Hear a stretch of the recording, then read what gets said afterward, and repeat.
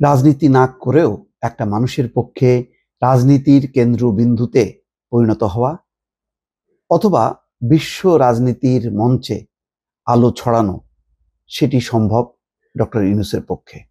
তিনি নিজেকে সেভাবেই এখন প্রতিষ্ঠিত করেছেন। এই কারণেই ইকোনমিস্ট বাংলাদেশকে সবার উপরে রেখেছে। কি কারণে? স্বৈরতন্ত্রের পতন ঘটানো এবং অর্থনীতিকে স্টাবল করে আস্তে আস্তে উপরের দিকে নিয়ে যাওয়া। যেই কাজটি সদ্য সমাপ্ত যেই সিরিয়ার পতন ঘটেছে, কিন্তু তার ভবিষ্যৎ উজ্জ্বল দেখছে না। সেই কারণে সিরিয়াকে টপকে বাংলাদেশকে 1 নম্বরে তারা রেখেছে, যে শেখ হাসিনার মতন স্বৈরশাসককে পতন ঘটিয়ে একটা দেশের হাল ধরা এবং দেশকে পরিচালনা করা। এটা অনেক ক্ষেত্রে যুদ্ধ বিধ্বস্ত দেশের কেউ যদি হাল ধরেন, তার নেতৃত্বে যদি দেশ এগিয়ে চলে, তেমনটা যারা করেন তারা যেমন মহামানবে পরিণত হন, মহাপুরুষে পরিণত হন। অনেকটা কিন্তু ডক্টর ইউনূস সেই রকম একটি পরিস্থিতিতে এসেছেন। সেই ডক্টর ইউনূস একটি বিদেশি গণমাধ্যমের সঙ্গে সাক্ষাৎকারে বলেছেন, নির্বাচনের পর নিজের নিয়মিত কাজে ফিরে যাবেন ডক্টর ইউনূস। এই হচ্ছে শিরোনাম। আমাদের সময় এটি প্রকাশ করেছে। জাতীয় সংসদ নির্বাচনের পর নিজের নিয়মিত কাজে ফিরে যাবেন বলে জানিয়েছেন অন্তর্বর্তী সরকারের প্রধান উপদেষ্টা ডক্টর মোহাম্মদ ইউনূস। তিনি বলেন, আমি আমার নিয়মিত কাজে ফিরে যেতে পারলে খুশি হব, যা আমি আমার সারা জীবন ধরে করেছি। দেখেন, যারা পেশাদার মানুষ তারা কিন্তু তাদের কাজটাকেই ভালোবাসেন। আপনাদের মনে আছে এক বিচারপতির কথা, প্রধান বিচারপতি শাহাবুদ্দিন, তাকে যখন নাকি সবাই মিলে বলল যে আপনাকে এখন অস্থায়ী রাষ্ট্রপতি হতে হবে, দেশের হাল ধরতে হবে এরশাদ পতনের পর, তিনি বললেন যে আচ্ছা ঠিক আছে, আমি হাল ধরবো, নির্বাচনও করব, সব করব, কিন্তু এরপর আমি চলে আসবো আমার পেশায়।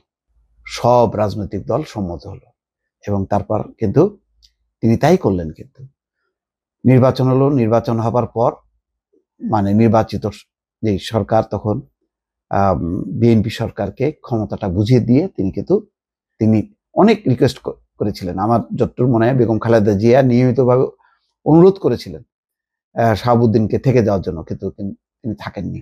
তিনি আবার তার পেশায় ফিরে এসেছেন। তারপরে আবার তিনি যখন নাকি অবসরে গেলেন, তখন আওয়ামী লীগ ক্ষমতা আসার পর তাকে আবার রাষ্ট্রপতি হিসেবে মনোনীত করলো। কিন্তু তারপরের ইতিহাসটা খুবই কলঙ্কিত ছিল। সেই শাহাবুদ্দিনকে যেভাবে বেজ্জুতি করলো আওয়ামী লীগ, কেন? যেহেতু তারা 2001-এর নির্বাচনে হেরেছিল, আর শাহাবুদ্দিনের উপরে চাপ দেওয়া হয়েছিল যে ওই নির্বাচনটা যাতে বাতিল করা হয়, কিন্তু তিনি রাজি হননি। রাজি না হওয়ার কারণে খুবই অপমানজনকভাবে তাকে বের হয়ে আসতে হয়েছিল। যাই হোক, সেই ইতিহাস আর না বলি। এখানে খবরটি সেটি হচ্ছে শুক্রবার যুক্তরাজ্যের প্রভাবশালী সাময়িকী দ্য ইকোনমিস্টকে দেওয়া সাক্ষাৎকারে ডক্টর ইউনূস বলেছেন যে তিনি নির্বাচনের পর তার নিজের কাজে ফিরে আসবেন। ডক্টর ইউনূসের কাছে জানতে চাওয়া হয় নির্বাচন আয়োজনের পর তিনি কি করবেন। এর জবাবে তিনি বলেন, আমার চাকরি আসলে কেড়ে নেওয়া হয়েছে, আমাকে জোর করে এই কাজে আনা হয়েছে। আমি আমার কাজ করছিলাম এবং তা উপভোগ করছিলাম। এজন্য আমি প্যারিসে ছিলাম, সেখান থেকে আমাকে টেনে আনা হয়েছে অন্য কিছু করার জন্য। সুতরাং আমি আমার নিয়মিত কাজে ফিরে যেতে পারলে খুশি হব, যা আমি আমার সারা জীবন ধরে করেছি। সত্য কথা, ছাত্ররা যদি গো না ধরতো তাহলে কিন্তু তিনি রাজি হতেন না, এবং তিনি একেবারেই না। তাহলে তো তিনি মানে যে দিন ঘটনা ঘটলো ওই 5ই আগস্টের পরদিনই তো তিনি চলে আসতেন, যদি তার সেই আকাঙ্ক্ষা থাকতো। সব রাজনৈতিক দলকে তিনি অনুরোধ করতেন না, মানে কেউ তাকে রিচ করতে পারেনি। একমাত্র ছাত্ররা বলছিল যে না, ওনাকেই লাগবে। যাই হোক, বলছেন যে সুতরাং আমি আমার নিয়মিত কাজে ফিরে যেতে পারলে খুশি হব, যা আমি আমার সারা জীবন ধরে করেছি। আর তরুণরাও এটিকে ভালোবাসে। সুতরাং আমি আমার সেই দলে বা আন্দোলনে ফিরে যাব, যেটা আমি সারা বিশ্বে তৈরি করেছি। বাংলাদেশের জঙ্গিবাদের ঝুঁকি নিয়ে প্রশ্ন করলে প্রধান উপদেষ্টা বলেন, আমি আশ্বস্ত করছি যে বাংলাদেশে জঙ্গিবাদ মাথাচাড়া দেবে না। তরুণরা ধর্ম নিয়ে নিরপেক্ষ, তারা নতুন বাংলাদেশ গড়তে চায়। এই তরুণরা পুরো বিশ্ব পরিবর্তন করতে পারে। এটা শুধু এক দেশ বা আরেকটি দেশ পরিবর্তনের বিষয় নয়। বাংলাদেশ যা করছে এটি একটি উদাহরণ যে তরুণরা কত শক্তিশালী। ডক্টর ইউনূস বলেন, আমাদের উচিত তাদের প্রতি মনোযোগ দেওয়া, বিশেষ করে তরুণীদের উপর। তারা বাংলাদেশের অভ্যুত্থানে গুরুত্বপূর্ণ ভূমিকা পালন করেছে। আমাদের উচিত তরুণীদের উপর মনোযোগ দেওয়া, যাতে তারা নিজেদের স্বপ্ন পূরণ করতে পারে। তাদের সুযোগ এসেছে, তাদের সক্ষমতাও রয়েছে। অভ্যুত্থানের নেতৃত্ব দেওয়া 3 তরুণ আমার ক্যাবিনেটে আছেন।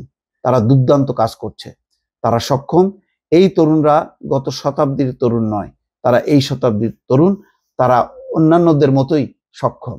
এটা খুবই ভালো যে তরুণদের উপর আস্থা রাখা, এবং আসলে তরুণরা যে পরিবর্তন ঘটেছে এবং যেভাবে নেতৃত্ব দিয়েছে, যে আত্মত্যাগ, তাদের কারণেই কিন্তু পুরো বাংলাদেশের একটা পরিবর্তন এসছে, ফ্যাসিবাদ মুক্ত হয়েছে, যেটা একেবারে আন্তর্জাতিক পর্যায়ে এটিকে স্বীকৃতি দেওয়া হয়েছে। দর্শক ভালো থাকবেন, আল্লাহ হাফেজ।